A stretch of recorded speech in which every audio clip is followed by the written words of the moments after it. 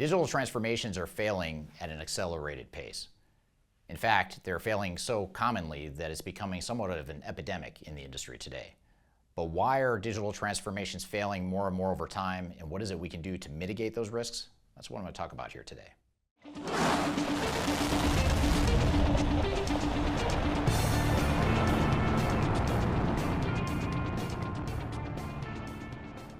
My name is Eric Kimberling. I'm the CEO of Third Stage Consulting. We're an independent consulting firm that helps clients throughout the world reach their third stage of digital transformation success.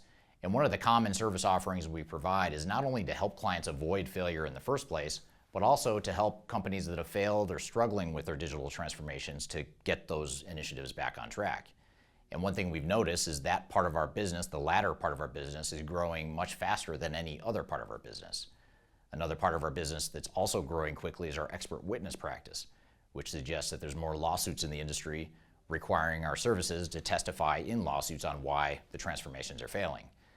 And I've spent a lot of time thinking about why I think digital transformation failures are increasing and are going to continue increasing in the future. So what I want to do today is talk about why that is, so that not only do you understand why projects are failing, but more importantly, so you can understand what it is you need to do to avoid those common mistakes and common pitfalls that organizations seem to be falling into. Now, for more information and best practices around digital transformation to help you avoid failure and help just get you grounded in what some of the best practices are for digital transformation, I encourage you to read our Digital Transformation Report, which is an annual report we publish each year. It contains a number of benchmarks, best practices, and lessons learned from digital transformations over the last year.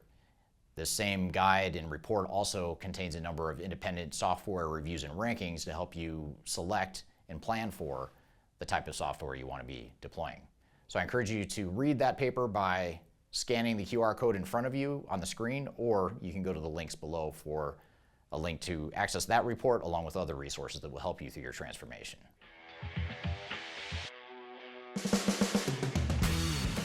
So to get started, let's talk about, first of all, why failures happen. And we're just going to call this, for the time being, the failure bubble.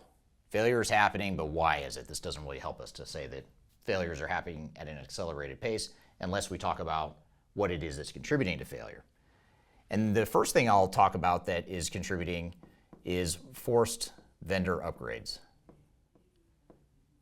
And what I mean by this is that organizations, and specifically software vendors, are sunsetting legacy products and forcing organizations to upgrade to new systems. Now, it may be that these new systems are the best thing in the long term for organizations, and it may be that there's a lot of ROI in those upgrades, and commonly there is such a ROI. But the point here is that organizations that are going through digital transformations oftentimes find themselves caught up in a failure because a software vendor arbitrarily decided that now's the time that you need to get off your old legacy system and go upgrade or re-implement something new. Now, presumably, they're hoping and they're banking on the fact that you're going to upgrade to their new version of software, which is more profitable for them, but chances are also fair or moderate that you might just go find another vendor. Regardless of what direction you go or how you navigate that, the net effect is the same, which is just creating an artificial sense of urgency for organizations to change technology now, whether they're ready or not and have the budget to do it and the resources to do it. And that's creating a variable that is undermining the potential success of many of these transformations. So the biggest thing you can do to mitigate this risk is to make sure that you're upgrading and going through your digital transformation on your own timeline. You don't necessarily need to listen to the software vendors that are telling you now is the time, or the industry analysts who are paid by the software vendors to tell you that now is the time. What's important is for you to understand what the right timing is, what the digital transformation should look like, and what that tempo should look like that makes the most sense for you.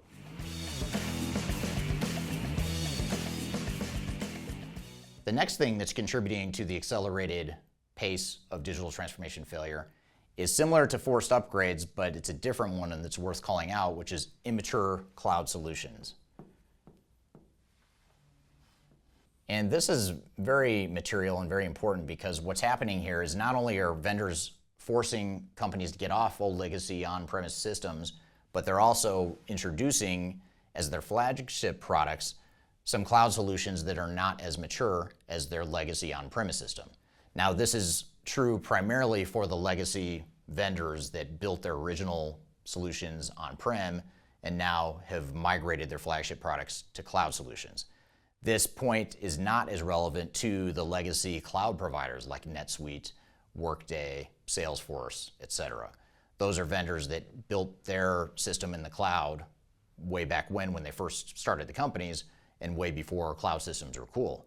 But now on-premise legacy vendors are catching up and they're forcing all of their systems into cloud solutions as well. And it's a rewrite of those systems, which would suggest, and based on experience and just logic, that the decades of on-prem R&D that had been done are not going to happen overnight as these software vendors move to the cloud.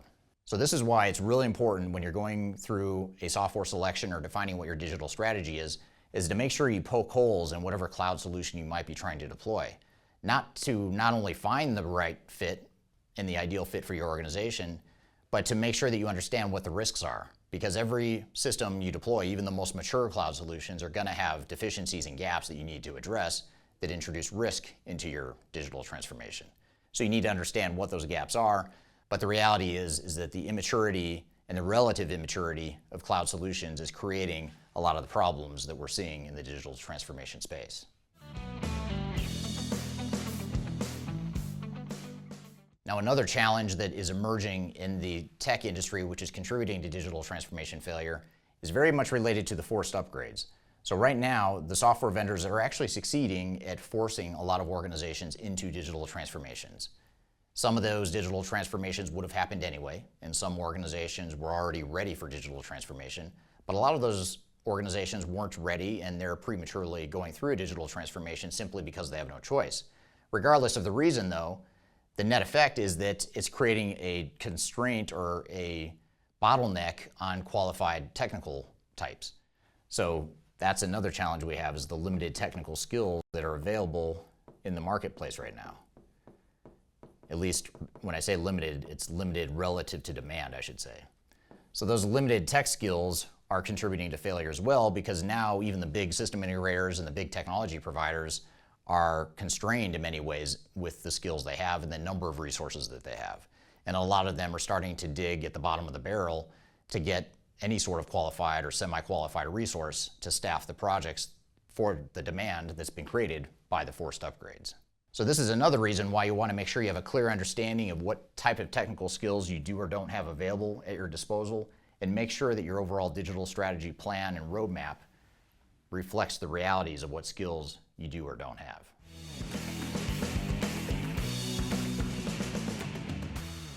Another dynamic that's contributing to failure is the fact that so many organizations now are running with limited resources. They're running lean.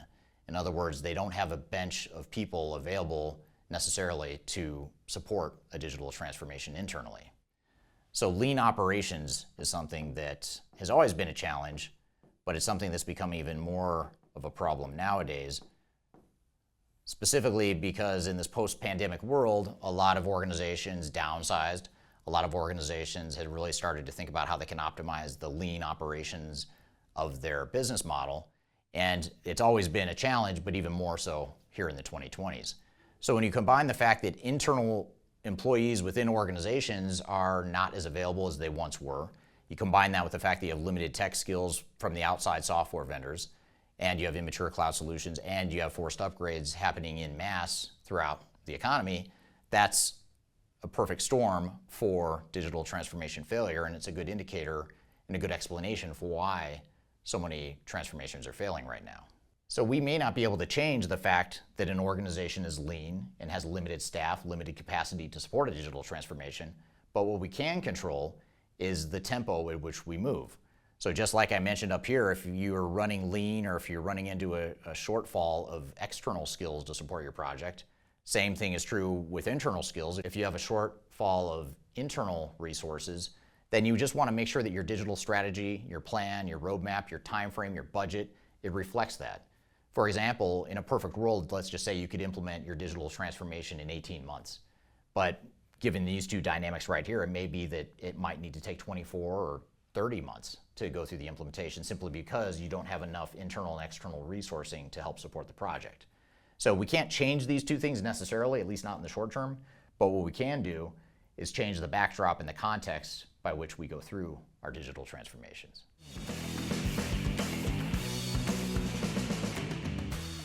Now, another dimension that's contributing to failure, and this may be a trigger for a lot of you, is Agile methodologies.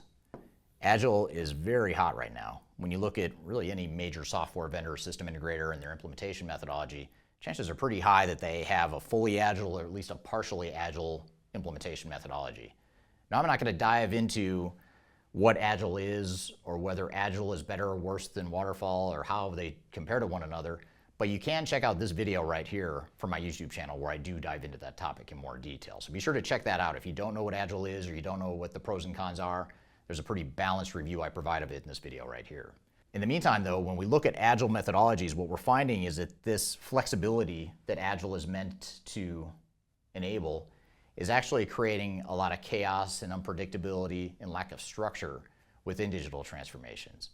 And digital transformations, by definition, need a certain amount of structure, project governance, controls, stage gates, and that sort of thing, even though Agile methodologies would suggest that you need to be a little bit more nimble and you need to be more reactive and just get technology deployed and get feedback and pivot and change. That's all fine and good in some cases, but when you take Agile too far, it actually leads to a lot of failure. And when we say failure, by the way, we're talking about budget overruns, time overruns, lack of business value, operational disruption at the time of go live. Those are all examples of metrics that would suggest that your project might be failing if you fall short in any of those metrics. So the key here is to make sure you've got the right implementation methodology, and that if you do introduce Agile concepts, you're not going too far down the path of Agile without keeping and preserving some of the structure and discipline that you need in order to make a digital transformation successful.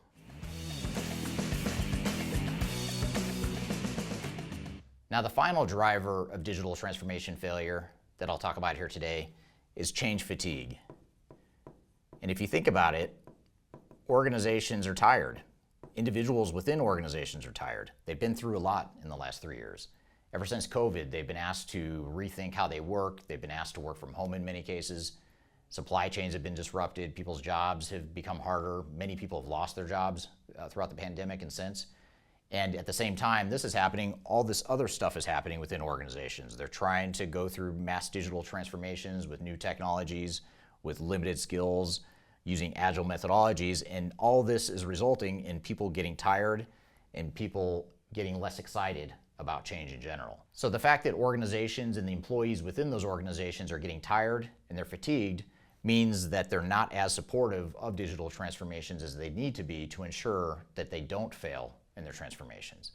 In other words, we need to figure out how to make sure that we mitigate this change fatigue in a way that doesn't lead to failure, but instead leads to digital transformation success.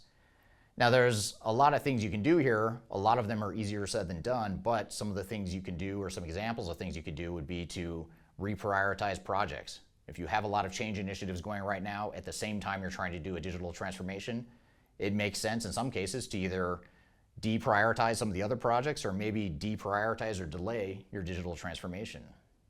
It could mean that you need to address some of these staffing issues that have happened along the way. Maybe we need more staff to support the project so that we're not contributing further to change fatigue by overloading a smaller group of people that are on a digital transformation project. It could mean that we need to have a tighter and more predictable, more structured implementation methodology, which the chaos that oftentimes comes from Agile will oftentimes result in change fatigue. So there's a lot of different things we can do to address this, but the point here is we need to make sure we recognize, understand, and mitigate the fact that employees and organizations in general are fatigued right now in many cases. So I hope this has helped explain why digital transformation failures are happening at a higher rate than ever, and I hope it's helped explain some of the drivers of that accelerating failure rate. Most importantly, I hope this has also provided some ideas on how you can mitigate and navigate some of these change management and human-based problems and challenges that organizations are facing today. Now, for more ideas and tips on how to navigate some of these challenges that I've talked about here today, I encourage you to read our Digital Transformation Report, which is an annual report we publish each year that contains a number of best practices and benchmarks in order to make your digital transformation successful. You can read that report by scanning the QR code on the screen in front of you, or you can go to the links below to download that along with other resources I've provided for you. So I hope you found this information useful and hope you have a great day.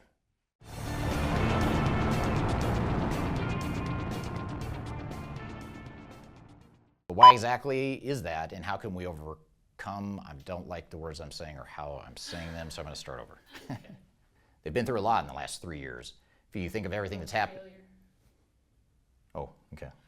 So you can understand what it is you need to do to not screw up. So we may not. Okay. And if you think about it, organizations, I did it.